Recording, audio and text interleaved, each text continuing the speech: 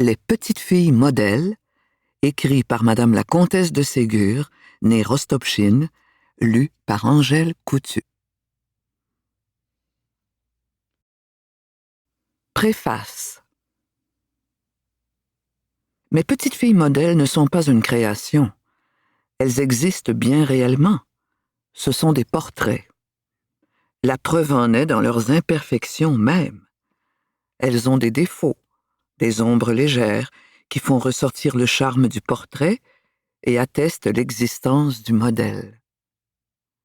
Camille et Madeleine sont une réalité dont peut s'assurer toute personne qui connaît l'auteur. Chapitre 1. Camille et Madeleine. Madame de Fleureville était la mère de 2 petites filles, bonnes, gentilles, aimables, et qui avaient l'une pour l'autre le plus tendre attachement. On voit souvent des frères et des sœurs se quereller, se contredire et venir se plaindre à leurs parents après s'être disputés de manière qu'il soit impossible de démêler de quel côté vient le premier tort. Jamais on n'entendait une discussion entre Camille et Madeleine. Tantôt l'une, tantôt l'autre cédait au désir exprimé par sa sœur. Pourtant, leurs goûts n'étaient pas exactement les mêmes. Camille, plus âgée d'1 an que Madeleine, avait 8 ans. Plus vive, plus étourdie, préférant les jeux bruyants aux jeux tranquilles. Elle aimait à courir, à faire et à entendre du tapage. Jamais elle ne s'amusait autant que lorsqu'il y avait une grande réunion d'enfants qui lui permettait de se livrer sans réserve à ses jeux favoris.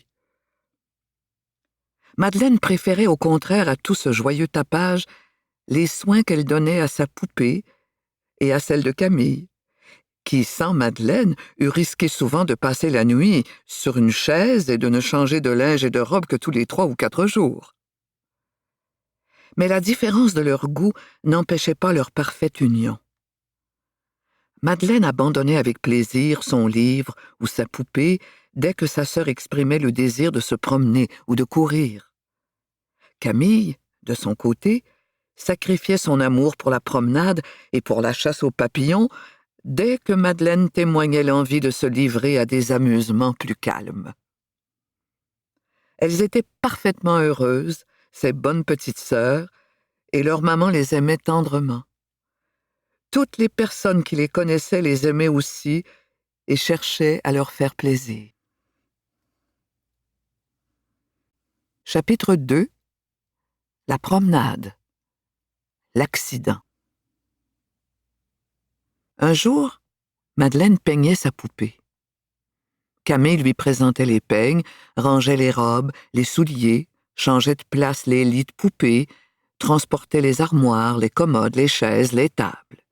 Elle voulait, disait-elle, faire leur déménagement, car ces dames, les poupées, avaient changé de maison. Madeleine.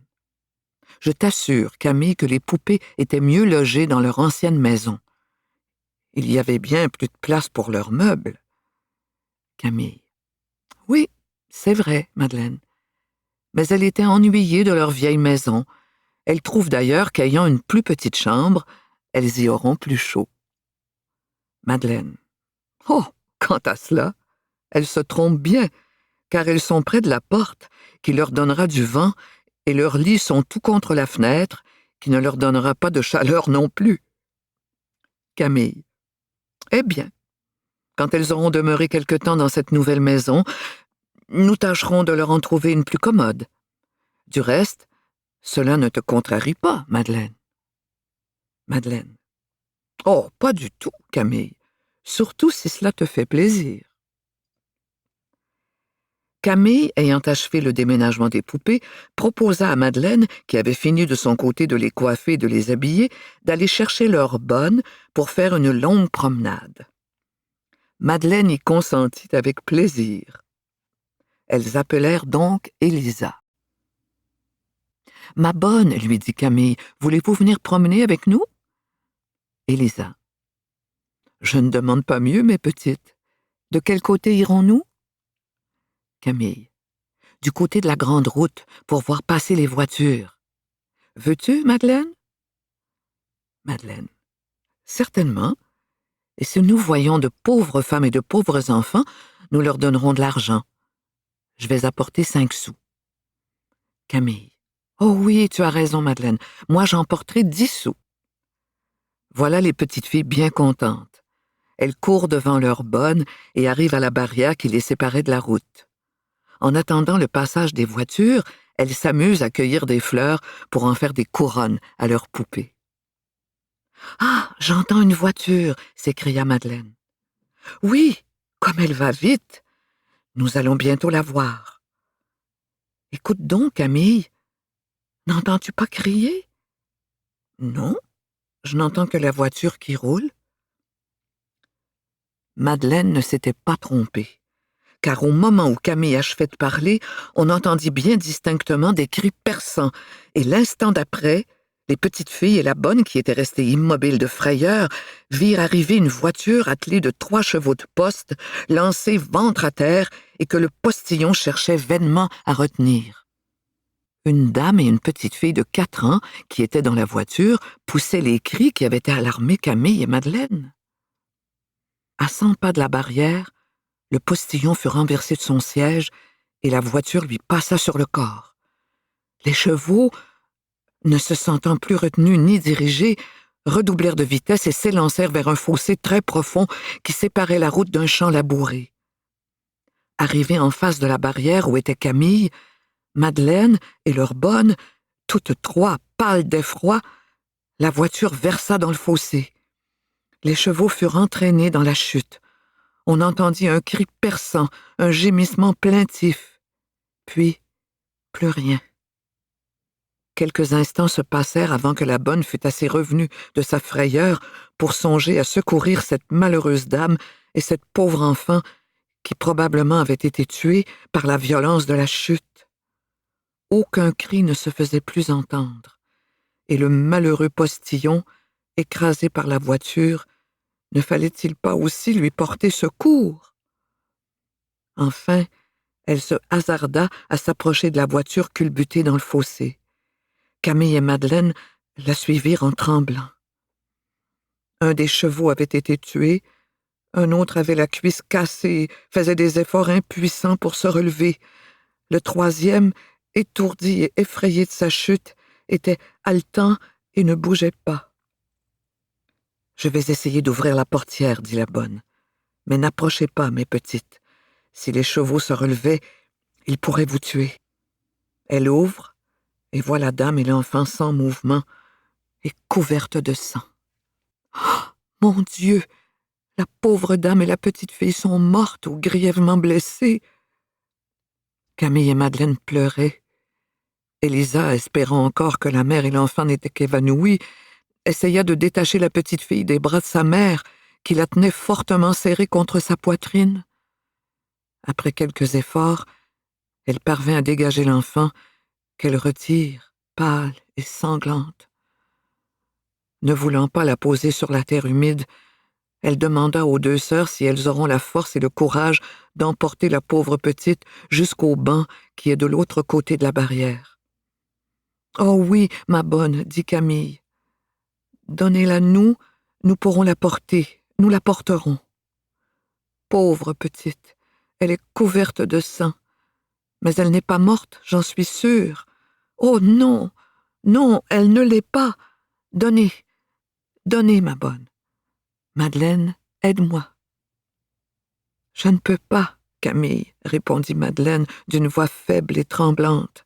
Ce sang, cette pauvre mère morte, cette pauvre petite morte aussi, je crois, m'ôte la force nécessaire pour t'aider. Je ne puis que pleurer. Je l'emporterai donc seule, dit Camille. J'en aurai la force, car il le faut, le bon Dieu m'aidera.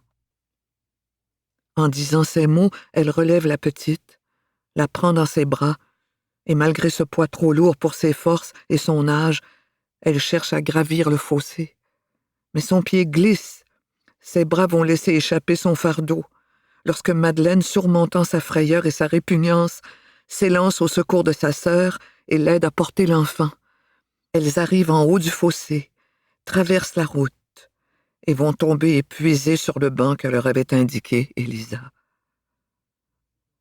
Camille étend la petite fille sur ses genoux. Madeleine apporte de l'eau qu'elle a été chercher dans un fossé. Camille lave et essuie avec son mouchoir le sang qui inonde le visage de l'enfant et ne peut retenir un cri de joie lorsqu'elle voit que la pauvre petite n'a pas de blessure. « Madeleine, ma bonne, venez vite. La petite fille n'est pas blessée. Elle vit. Elle vit. Elle vient de pousser un soupir. Oui, elle respire. Elle ouvre les yeux. » Madeleine accourt. L'enfant venait en effet de reprendre connaissance. Elle regarde autour d'elle d'un air effrayé. « Maman, dit-elle, maman, je veux voir maman. »« Ta maman va venir, ma bonne petite, » répond Camille en l'embrassant. « Ne pleure pas. Reste avec moi et avec ma sœur Madeleine. »« Non, non, je veux voir maman. Ces méchants chevaux ont emporté maman. » Les méchants chevaux sont tombés dans un grand trou. Ils n'ont pas emporté ta maman, je t'assure. Tiens, vois-tu? Voilà ma bonne Élisa. Elle apporte ta maman qui dort. La bonne, aidée de 2 hommes qui passaient sur la route, avait retiré de la voiture la mère de la petite fille. Elle ne donnait aucun signe de vie. Elle avait à la tête une large blessure. Son visage, son cou, ses bras étaient inondés de sang. Pourtant son cœur battait encore. Elle n'était pas morte. La bonne envoya l'un des hommes qui l'avait aidée avertir bien vite Madame de Fleurville d'envoyer du monde pour transporter au château la dame et l'enfant, relever le postillon qui restait étendu sur la route et dételer les chevaux qui continuaient à se débattre et à ruer contre la voiture. L'homme part. Un quart d'heure après, Madame de Fleurville arrive elle-même avec plusieurs domestiques et une voiture dans laquelle on dépose la dame. On secourt le postillon, on relève la voiture versée dans le fossé. La petite fille, pendant ce temps, s'était entièrement remise. Elle n'avait aucune blessure. Son évanouissement n'avait été causé que par la peur et la secousse de la chute. De crainte qu'elle ne s'effrayât à la vue du sang qui coulait toujours de la blessure de sa mère, Camille et Madeleine demandèrent à leur maman de la ramener à pied avec elle. La petite, habituée déjà aux 2 sœurs, qui la comblaient de caresses, croyant sa mère endormie, consentit avec plaisir à faire la course à pied. Tout en marchant, Camille et Madeleine causaient avec elle. Madeleine. Comment t'appelles-tu, ma chère petite? Marguerite. Je m'appelle Marguerite.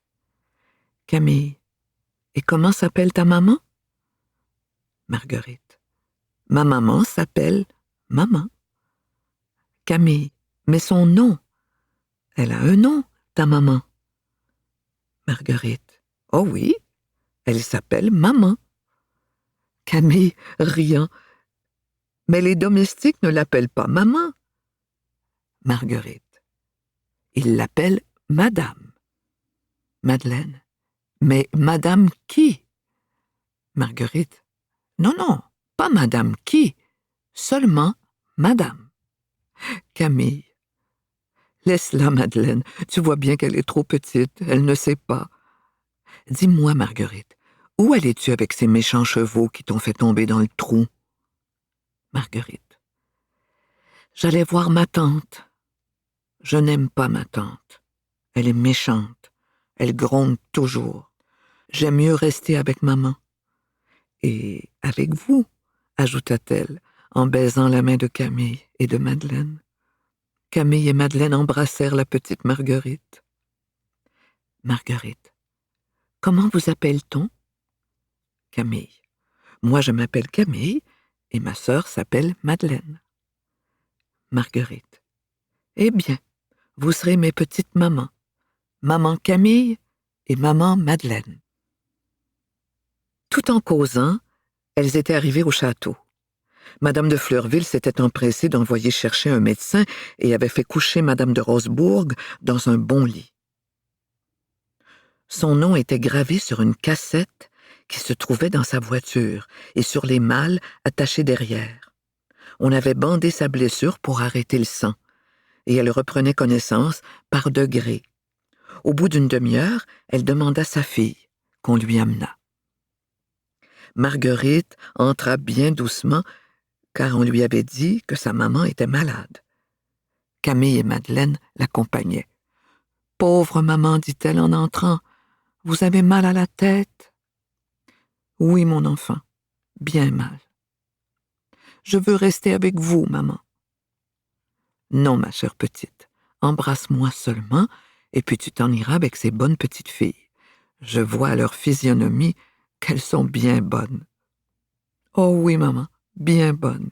Camille m'a donné sa poupée, une bien jolie poupée, et Madeleine m'a fait manger une tartine de confiture. » Madame de Rosebourg sourit de la joie de la petite Marguerite, qui allait parler encore lorsque Madame de Fleurville, trouvant que la malade s'était déjà trop agitée, conseilla à Marguerite d'aller jouer avec ses deux petites mamans pour que sa grande maman pût dormir. Marguerite, après avoir encore embrassé Madame de Rosebourg, sortit avec Camille et Madeleine. Chapitre 3. Marguerite. Madeleine. Prends tout ce que tu voudras, ma chère Marguerite. Amuse-toi avec nos joujoux. Marguerite. Oh, les belles poupées! En voilà une aussi grande que moi. En voilà encore deux bien jolies. Ah, cette grande qui est couchée dans un beau petit lit. Elle est malade comme pauvre maman. Oh, le beau petit chien! Comme il a de beaux cheveux. On dirait qu'il est vivant. Et le joli petit âne. Oh, les belles petites assiettes! Des tasses, des cuillères, des fourchettes et des couteaux aussi. Un petit huilier, des salières. Ah, la jolie petite diligence. Et cette petite commode pleine de robes, de bonnets, de bas, de chemises aux poupées. Comme c'est bien rangé.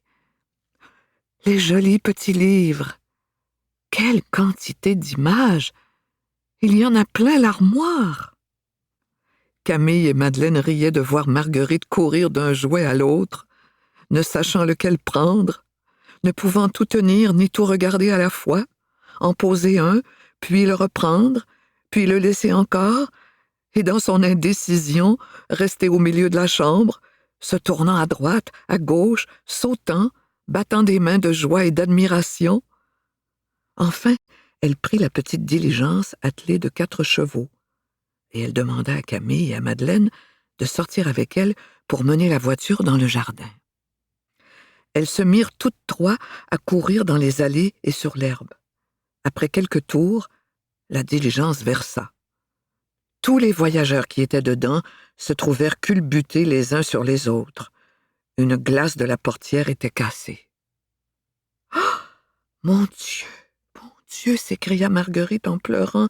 « J'ai cassé votre voiture, Camille. J'en suis bien fâchée. Bien sûr, je ne le ferai plus. » Camille. Ne pleure pas, ma petite Marguerite. Ce ne sera rien.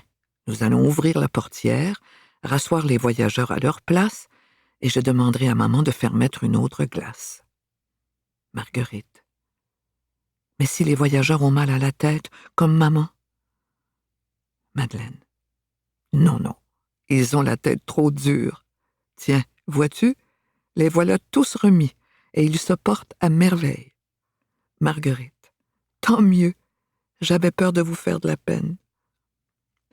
La diligence relevée, Marguerite continua à la traîner, mais avec plus de précaution, car elle avait un très bon cœur et elle aurait été bien fâchée de faire de la peine à ses petites amies.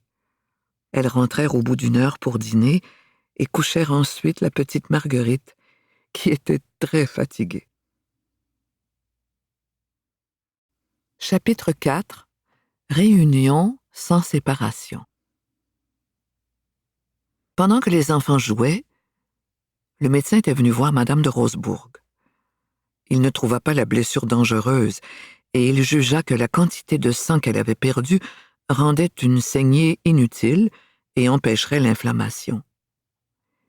Il mit sur la blessure un certain onguent de colimaçon, recouvrit le tout de feuilles de laitue qu'on devait changer toutes les heures et recommanda la plus grande tranquillité et promit de revenir le lendemain. Marguerite venait voir sa mère plusieurs fois par jour, mais elle ne restait pas longtemps dans la chambre, car sa vivacité et son babillage agitaient Madame de Rosebourg tout en l'amusant. Sur un coup d'œil de Madame de Fleurville, qui ne quittait presque pas le chevet de la malade, les deux sœurs emmenaient leur petite protégée.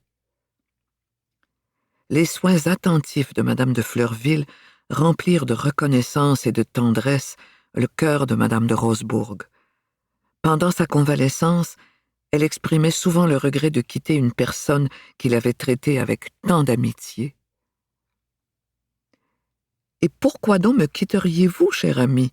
dit un jour Madame de Fleurville. « Pourquoi ne vivrions-nous pas ensemble? Notre petite Marguerite est parfaitement heureuse avec Camille et Madeleine, qui seraient désolées, je vous assure, d'être séparées de Marguerite. Je serai enchantée si vous me promettez de ne pas me quitter. » Madame de Rosebourg. « Mais ne serait-ce pas bien indiscret aux yeux de votre famille? » Madame de Fleurville. « Nullement. Je vis dans un grand isolement depuis la mort de mon mari. Je vous ai raconté sa fin cruelle dans un combat contre les Arabes il y a 6 ans. Depuis, j'ai toujours vécu à la campagne. Vous n'avez pas de mari non plus, puisque vous n'avez reçu aucune nouvelle du vôtre depuis le naufrage du vaisseau sur lequel il s'était embarqué. » Madame de Rosebourg. « Hélas, oui. Il a sans doute péri avec ce fatal vaisseau, car depuis 2 ans, malgré toutes les recherches de mon frère, le marin qui a presque fait le tour du monde, nous n'avons pu découvrir aucune trace de mon pauvre mari, ni d'aucune des personnes qui l'accompagnaient. Eh bien, puisque vous me pressez si amicalement de rester ici, je consens volontiers à ne faire qu'un ménage avec vous et à laisser ma petite Marguerite sous la garde de ces 2 bonnes et aimables amies. » Madame de Fleurville. « Ainsi donc, chère amie, c'est une chose décidée. » Madame de Rosebourg. « Eh oui, puisque vous le voulez bien, nous demeurerons ensemble. » Madame de Fleurville. « Que vous êtes bonne d'avoir cédé si promptement à mes désirs, chère amie. Je vais porter cette heureuse nouvelle à mes filles. Elles en seront enchantées. » Madame de Fleurville entra dans la chambre où Camille et Madeleine prenaient leurs leçons bien attentivement, pendant que Marguerite s'amusait avec les poupées et leur racontait des histoires tout bas pour ne pas empêcher ses 2 amies de bien s'appliquer. Madame de Fleurville. « Mes petites filles, je viens vous annoncer une nouvelle qui vous fera grand plaisir. Madame de Rosebourg et Marguerite ne nous quitteront pas, comme nous le craignons. » Camille. « Comment, maman? Elles resteront toujours avec nous? » Madame de Fleurville. « Oui, toujours, ma fille. Madame de Rosebourg me l'a promis. » Oh, quel bonheur, dirent les 3 enfants à la fois. Marguerite courut embrasser Madame de Fleurville, qui, après lui avoir rendu ses caresses, dit à Camille et à Madeleine: « Mes chers enfants, si vous voulez me rendre toujours heureuse comme vous l'avez fait jusqu'ici, il faut redoubler encore d'application au travail, d'obéissance à mes ordres et de complaisance entre vous. Marguerite est plus jeune que vous. C'est vous qui serez chargée de son éducation sous la direction de sa maman et de moi. Pour la rendre bonne et sage, il faut lui donner toujours de bons conseils et surtout de bons exemples. » Camille. « Oh, ma chère maman, soyez tranquille. Nous élèverons Marguerite aussi bien que vous nous élevez. Je lui montrerai à lire, à écrire, et Madeleine lui apprendra à travailler, à tout ranger, à tout mettre en ordre. N'est-ce pas, Madeleine? » Madeleine. Oui, certainement. D'ailleurs, elle est si gentille, si douce, qu'elle ne nous donnera pas beaucoup de peine. Je serai toujours bien sage, reprit Marguerite, en embrassant tantôt Camille, tantôt Madeleine. Je vous écouterai et je chercherai toujours à vous faire plaisir. Camille. Eh bien, ma petite Marguerite, puisque tu veux être bien sage, fais-moi l'amitié d'aller te promener pendant 1 heure, comme je te l'ai déjà dit. Depuis que nous avons commencé nos leçons, tu n'es pas sortie. Si tu restes toujours assise, tu perdras tes couleurs et tu deviendras malade. Marguerite. Oh, Camille, je t'en prie, laisse-moi avec toi. Je t'aime tant. Camille allait céder, mais Madeleine pressentit la faiblesse de sa sœur. Elle prévit tout de suite qu'en cédant une fois à Marguerite, il faudrait lui céder toujours et qu'elle finirait par ne faire jamais que ses volontés. Elle prit donc Marguerite par la main et, ouvrant la porte, elle lui dit « Ma chère Marguerite, Camille t'a déjà dit 2 fois d'aller te promener. Tu demandes toujours à rester encore un instant. Camille a la bonté de t'écouter, mais cette fois, nous voulons que tu sortes. Ainsi, pour être sage, comme tu nous le promettais tout à l'heure, il faut te montrer obéissante. Va, ma petite, dans 1 heure, tu reviendras. » Marguerite regarda Camille d'un air suppliant. Mais Camille, qui sentait bien que sa sœur avait raison, n'osa pas lever les yeux, de crainte de se laisser attendrir. Marguerite, voyant qu'il fallait se soumettre, sortit lentement et descendit dans le jardin. Madame de Fleurville avait écouté, sans mot dire, cette petite scène. Elle s'approcha de Madeleine et l'embrassa tendrement.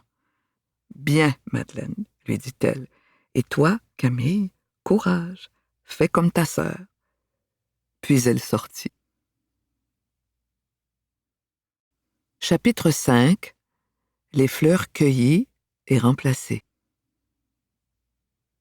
Mon Dieu, que je m'ennuie toute seule, pensa Marguerite après avoir marché 1/4 d'heure. Pourquoi donc Madeleine m'a-t-elle forcée de sortir? Camille voulait bien me garder, je l'ai bien vue. Quand je suis seule avec Camille, elle me laisse faire tout ce que je veux. Comme je l'aime, Camille. J'aime beaucoup Madeleine aussi, mais je m'amuse davantage avec Camille. Qu'est-ce que je vais faire pour m'amuser? Ah! J'ai une bonne idée. Je vais nettoyer et balayer leur petit jardin. Elle courut vers le jardin de Camille et de Madeleine, le nettoya, balaya les feuilles tombées et se mit ensuite à examiner toutes les fleurs. Tout à coup, l'idée lui vint de cueillir un beau bouquet pour Camille et pour Madeleine. « Comme elles seront contentes, » se dit-elle. « Je vais prendre toutes les fleurs. J'en ferai un magnifique bouquet. Elles le mettront dans leur chambre, qui sentira bien bon. » Voilà Marguerite enchantée de son idée. Elle cueille œillets, giroflées, marguerites, roses, dahlias, résédas, jasmin, enfin tout ce qui se trouvait dans le jardin. Elle jetait les fleurs à mesure dans son tablier, dont elle avait relevé les coins, les entassait tant qu'elle pouvait, et ne leur laissait presque pas de queue. Quand elle eut tout cueilli, elle courut à la maison, entra précipitamment dans la chambre où travaillaient encore Camille et Madeleine, et courant à elles d'un air radieux, « Tenez, Camille, tenez, Madeleine, regardez ce que je vous apporte, comme c'est beau. » Et ouvrant son tablier, elle leur fit voir toutes ces fleurs fripées, fanées, écrasées. « J'ai cueilli tout cela pour vous, leur dit-elle. Nous les mettrons dans notre chambre pour qu'elles sentent bon. » Camille et Madeleine se regardèrent en souriant. La gaieté les gagna à la vue de ces paquets de fleurs flétries et de l'air triomphant de Marguerite. Enfin, elles se mirent à rire aux éclats en voyant la figure rouge, déconcertée et mortifiée de Marguerite.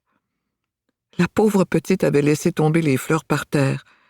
Elle restait immobile, la bouche ouverte, et regardait rire Camille et Madeleine. Enfin, Camille put parler. « Où as-tu cueilli ces belles fleurs, Marguerite? » Dans votre jardin? Dans notre jardin, s'écrièrent à la fois les deux sœurs, qui n'avaient plus envie de rire. Comment? Tout cela dans notre jardin? Tout, tout, même les boutons. Camille et Madeleine se regardèrent d'un air consterné et douloureux. Marguerite, sans le vouloir, leur causait un grand chagrin. Elle réservait toutes ses fleurs pour offrir un bouquet à leur maman le jour de sa fête, qui avait lieu le surlendemain. Et voilà qu'il n'en restait plus une seule. Pourtant, ni l'une ni l'autre n'eurent le courage de gronder la pauvre Marguerite, qui arrivait si joyeuse et qui avait cru leur causer une si agréable surprise. Marguerite, étonnée de ne pas recevoir les remerciements et les baisers auxquels elle s'attendait, regarda attentivement les deux sœurs, et lisant leur chagrin sur leurs figures consternées, elle comprit vaguement qu'elle avait fait quelque chose de mal et se mit à pleurer. Madeleine rompit enfin le silence. « Ma petite Marguerite, nous t'avons dit bien des fois de ne toucher à rien sans en demander la permission. Tu as cueilli nos fleurs et tu nous as fait de la peine. Nous voulions donner après-demain à maman pour sa fête un beau bouquet de fleurs plantées, arrosées par nous. Maintenant, par ta faute, nous n'avons plus rien à lui donner. » Les pleurs de Marguerite redoublèrent. « Nous ne te grondons pas, reprit Camille, parce que nous savons que tu ne l'as pas fait par méchanceté. Mais tu vois comme c'est vilain de ne pas nous écouter. » Marguerite sanglotait. « Console-toi, ma petite Marguerite, dit Madeleine en l'embrassant. Tu vois bien que nous ne sommes pas fâchés contre toi. Parce que vous êtes trop bonne, dit Marguerite, qui suffoquait. Mais vous êtes triste. Cela me fait de la peine. Pardon, pardon, Camille, Madeleine, je ne le ferai plus, bien sûr. » Camille et Madeleine, touchées du chagrin de Marguerite, l'embrassèrent et la consolèrent de leur mieux. À ce moment, Madame de Rosebourg entra. Elle s'arrêta, étonnée en voyant les yeux rouges et la figure gonflée de sa fille. « Marguerite, qu'as-tu, mon enfant? Serais-tu méchante par hasard? »« Oh non, madame, » répondit Madeleine. « Nous la consolons. » Madame de Rosebourg. « De quoi la consolez-vous, chère petite? » Madeleine. « De... Madeleine rougit et s'arrêta. « Madame, reprit Camille, nous la consolons, nous l'embrassons, parce que... Elle rougit et se tut à son tour. La surprise de Madame de Rosebourg augmentait. Madame de Rosebourg. « Marguerite, dis-moi toi-même pourquoi tu pleures et pourquoi tes amis te consolent. »« Oh, maman, chère maman, s'écria Marguerite en se jetant dans les bras de sa mère. J'ai été bien méchante. J'ai fait de la peine à mes amis, mais c'était sans le vouloir. J'ai cueilli toutes les fleurs de leur jardin. Elles n'ont plus rien à donner à leur maman pour sa fête, et au lieu de me gronder, elles m'embrassent. Mon Dieu, que j'ai du chagrin. » « Tu fais bien de m'avouer tes sottises, ma chère enfant. Je tâcherai de les réparer. Tes petites amies sont bien bonnes de ne pas t'en vouloir. Sois indulgente et douce comme elles, chère petite. Tu seras aimée comme elles et tu seras bénie de Dieu et de ta maman. » Madame de Rosebourg embrassa Camille, Madeleine et Marguerite d'un air attendri, quitta la chambre, sonna son domestique et demanda immédiatement sa voiture. Une demi-heure après, la calèche de Madame de Rosebourg était prête. Elle y monta et se fit conduire à la ville de Moulins, qui n'était qu'à 5 kilomètres de la maison de campagne de Madame de Fleurville. Elle descendit chez un marchand de fleurs et choisit les plus belles et les plus jolies. « Ayez la complaisance, monsieur, dit-elle au marchand, de m'apporter vous-même tous ces pots de fleurs chez Madame de Fleurville. Je vous ferai indiquer la place où ils doivent être plantés, et vous surveillerez ce travail. Je désire que ce soit fait la nuit pour ménager une surprise aux petites de Fleurville. Madame peut être tranquille. Tout sera fait selon ses ordres. Au soleil couchant, je chargerai sur une charrette les fleurs que Madame a choisies et je me conformerai aux ordres de Madame. Combien vous devrais-je, monsieur, pour les fleurs et la plantation? Ce sera 40 francs, Madame. Il y a 60 plantes avec leur pot et de plus le travail. Madame ne trouve pas que ce soit trop cher? Non, non, c'est très bien. Les 40 francs vous seront remis aussitôt votre ouvrage terminé. Madame de Rosebourg remonta en voiture et retourna au château de Fleurville. C'était le nom de la terre de Madame de Fleurville. Elle donna ordre à son domestique d'attendre le marchand à l'entrée de la nuit et de lui faire planter les fleurs dans le petit jardin de Camille et de Madeleine. Son absence avait été si courte que ni Madame de Fleurville ni les enfants ne s'en étaient aperçus. À peine Madame de Rosebourg avait-elle quitté les petites que toutes trois se dirigèrent vers leur jardin. Peut-être, pensait Camille, restait-il encore quelques fleurs oubliées, seulement de quoi faire un tout petit bouquet. Hélas, il n'y avait rien. Tout était cueilli. Camille et Madeleine regardaient tristement et en silence leur jardin vide. Marguerite avait bien envie de pleurer. « C'est fait, dit enfin Madeleine. Il n'y a pas de remède. Nous tâcherons d'avoir quelques plantes nouvelles qui fleuriront plus tard. » Marguerite. « Prenez tout mon argent pour en acheter, Madeleine. J'ai 4 francs. » Madeleine. « Merci, ma chère petite. Il vaut mieux garder ton argent pour les pauvres. » Marguerite. « Mais si vous n'avez pas assez d'argent, Madeleine, vous prendrez le mien, n'est-ce pas? » Madeleine. « Oui, oui, ma bonne petite, sois sans inquiétude. Ne pensons plus à tout cela et préparons notre jardin pour y replanter de nouvelles fleurs. » Les 3 petites se mirent à l'ouvrage. Marguerite fut chargée d'arracher les vieilles tiges et de les brouetter dans le bois. Camille et Madeleine bêchèrent avec ardeur. Elles suaient à grosses gouttes, toutes les 3, quand Madame de Rosebourg, revenue de sa course, les rejoignit au jardin. « Oh, les bonnes ouvrières !» s'écria-t-elle. « Voilà un jardin bien bêché. Les fleurs y pousseront toutes seules, j'en suis sûre. »« Nous en aurons bientôt, madame, vous verrez. »« Je n'en doute pas, car le bon Dieu récompensera toujours les bonnes petites filles comme vous. » La besogne était finie. Camille, Madeleine et Marguerite eurent soin de ranger leurs outils et jouèrent pendant 1 heure dans l'herbe et dans le bois. Alors la cloche sonna le dîner et chacun rentra.